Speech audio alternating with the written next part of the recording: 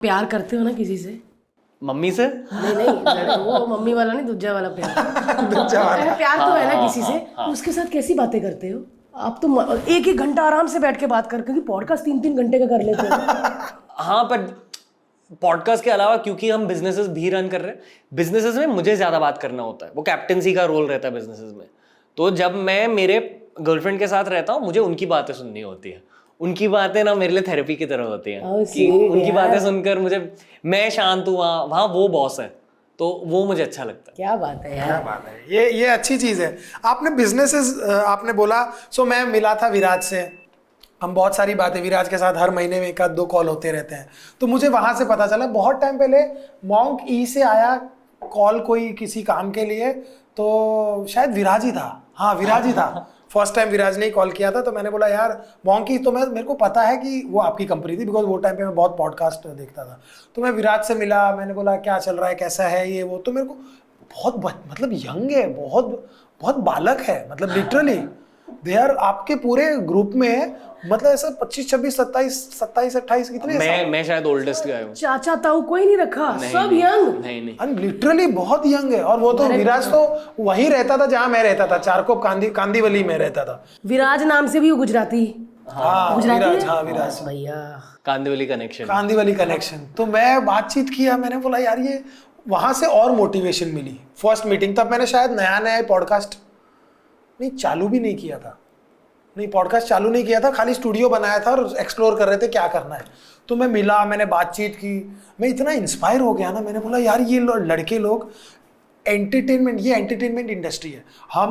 मैंने 17-18 साल में राइटिंग चालू की, तो मेरे को आज 10-12 साल 15 साल हो गए टीवी में कैमरे देखते हुए। तो मेरे लिए शूट करना, लाइट लगाना, ये सब बहुत ऐसा पीनट्स है, कहीं भी शूट कर सकता हूँ। बट एक लड़के जिन्होंने कभी शूटिंग नहीं देखी या कभी, क्योंकि हमारे इधर तो ऐसा बोला जाता है ना कि भाई पहले 2 साल एडी बन के घिसाओ, फिर तुमको पता चलेगा लाइट कहाँ होती है, की लाइट कहाँ लगती है।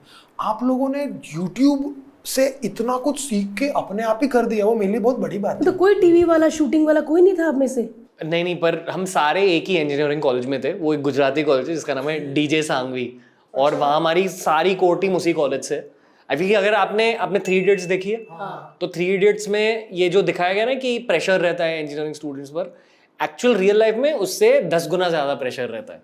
मतलब 3 इडियट्स में सच्चाई दिखाई गई है, पर उससे भी ज्यादा बहुत कुछ होता है कॉलेज में। तो मेरा मानना यह है कि अगर आपने एक बार इंजीनियरिंग कर लिया लाइफ में, आप कुछ भी सीख सकते हो, क्योंकि आप इतनी प्रेशर की लाइफ जी रहे हो कि एज 22-23 तक ना, अगर आपको इंजीनियरिंग अच्छी नहीं लगी तो आप और किसी भी इंडस्ट्री में घुस के बहुत मेहनत करोगे, क्योंकि हर दिन एक ब्लेसिंग की तरह रहता है। ये मैं मानता हूँ, ये ऑनेस्ट जवाब है आपके लिए। और अब भी मतलब जब हम अभी बिजनेसेस एक्सपैंड कर रहे हैं, हम फिर से इंजीनियरिंग कॉलेज में ही जाकर मोस्टली रिक्रूटिंग वहां से करते हैं, क्योंकि एक लोग कनेक्ट नहीं कर पाते इस चीज के साथ, पर जिन लोगों ने इंजीनियरिंग कॉलेज से पास आउट किया वो लोग कनेक्ट कर पाए। बहुत प्रेशर रहता है, मतलब हमारे में कोई है इधर इंजीनियर? कोई नहीं।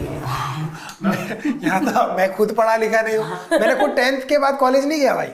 हाँ, आई थिंक अच्छी बात है। मेरे से हुआ ही नहीं, मेरे को ऐसा लग गया कि नहीं, मतलब 11th में मैं गया था BMM,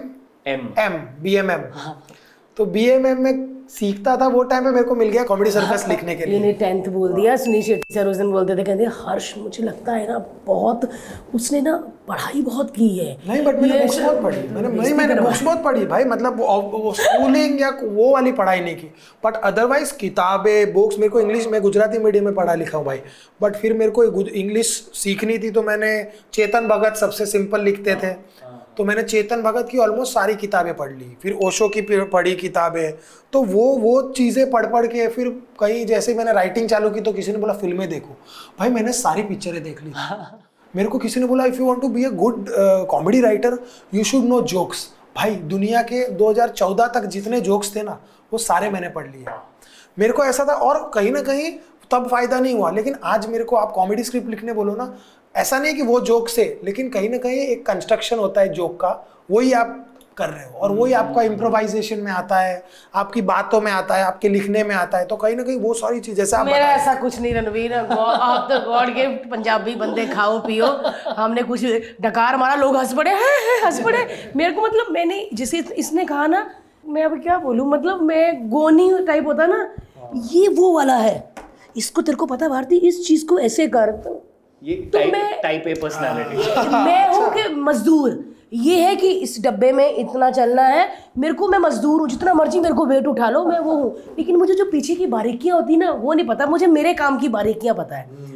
ये वाला तो कभी कभी मुझे ऐसा लगता है गलत बंदे से शादी कर ली, कभी कभी मुझे ऐसे लगता है, पर कभी कभी लगता है सही किया। मेरे को आज भी याद है, पता है तेरे को याद होगा कि नहीं, जब मैंने शुरुआत करनी थी कि खुद का कुछ करना है, क्योंकि हमारा ना टीवी प्रोडक्शन इतना चल नहीं रहा था, हमने खतरा खतरा बनाया, वो शो चैनल बना ही नहीं रहा था कलर्स, क्योंकि ऑब्वियसली ब्रांड चैनल में तो आपको पता ही है इतनी चीज़ें होती है कि शो नहीं बनते हैं फिर, तो वो शो बन नहीं रहा था। तो मेरे को बड़ी मेहनत करनी थी, मैं कहा यार कुछ तो करे, फिर मतलब यूट्यूब के लिए करते हैं। तो मैं ना कोविड के बाद ना घर पे 15-20 लोगों को रोज फ़ोन करता था, कोई चैनल में, कोई डायरेक्टर, डीओपी, ऐसा है, और मैं बोल रहा था। ये कोने में देख के बैठ के, मेरे को देख के बैठे बैठे रो रही है।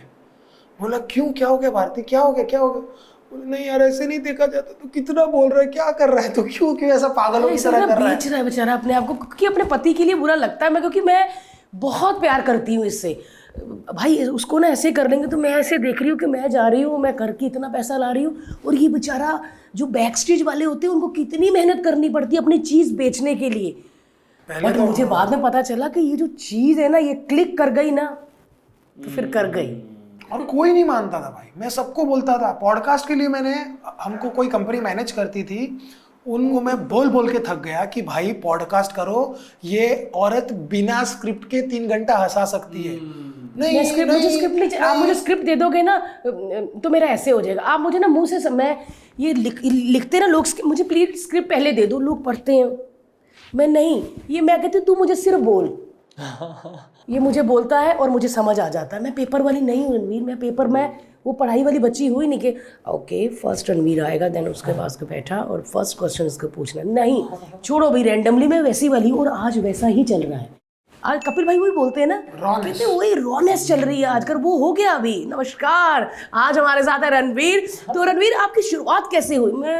वो चलता ही नहीं चलता हुआ, रॉनेस चल रही है, क्योंकि उसी का जमाना है यार। और कहीं ना कहीं वो चीज़ वर्क कर गई यार। वो मतलब I am so grateful to लोग, सबसे पहले तो लोगों को थैंक यू, क्योंकि उन्होंने देखा यार, हम तो रोज वैसे ही टीवी पे आते हैं, बिना कोई एफर्ट के। आप टीवी ऑन करो, हम कोई चैनल पे कुछ ना कुछ करते नजर आते हैं। हमारा ना देखा जाए तो कोई गॉडफादर नहीं है जिसने हमको किया, हमने दोनों ने, हस्बैंड वाइफ ने मिलके किया रणवीर। और जब पॉडकास्ट के लिए किसी बड़े बंदे का नाम आता ना कि वो पॉडकास्ट करना चाहते हैं, तो हमको ऐसे होता कि ये थोड़े थोड़े कामयाब हो रहे हैं, क्योंकि लोग आ रहे हैं, क्योंकि लोग तभी आते हैं अगर आपकी वो रीच पहुंच रही है, तो बड़ा अच्छा लगता है। और उसका ना काफ़ी हद तक शेयर आपको भी जाता है। सच में आपने बहुत सारे लोगों को ना एक वो इंस्पायर किया है कि मैं भी कर सकता हूँ, सच में यार। यही मेन इंटेंशन है करियर की, मतलब ये सब पैसा, फेम, ये सब सेकेंडरी है। हाँ, पर वही कि मैं भी एक नॉर्मल, मतलब इंजीनियरिंग स्टूडेंट ही हूँ, अगर मैं कर पाया तो कोई भी कर पाएगा। पर आप दोनों के बारे में एक चीज़ कहना चाहूँगा, बहुत स्ट्रॉन्ग टीम है आप दोनों की। वो लाइक हस्बैंड वाइफ कम, दोस्त ज़्यादा है, सच में दोस्त ज़्यादा है। इवन प्रोफेशनली ये ना बहुत सारे हस्बैंड वाइफ नहीं कर पाते कि एक साथ प्रोफेशनली काम करना, ग्रो करना, तो कुछ तो है आप दोनों के ऊपर ब्लेसिंग। जब ये डायरेक्ट कर रहा होता है, मजाल है मैं कुछ बोल दूं, भारती ये लाइन ऐसे करके ऐसे, चाहे मैं उससे बड़ा वाला पंच मार दूं वो ठीक है, बट मेरे को उसके दायरे में ही रहना, मुझे ये पता है कि मुझे उसके दायरे में रहना है। आप दोनों पहले कब मिले थे लाइफ में?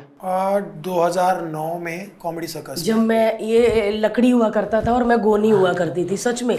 और इसने मतलब एक पंजाब से लड़की आई, मोटी, जिसको पता नहीं, और कॉमेडी कर रही है।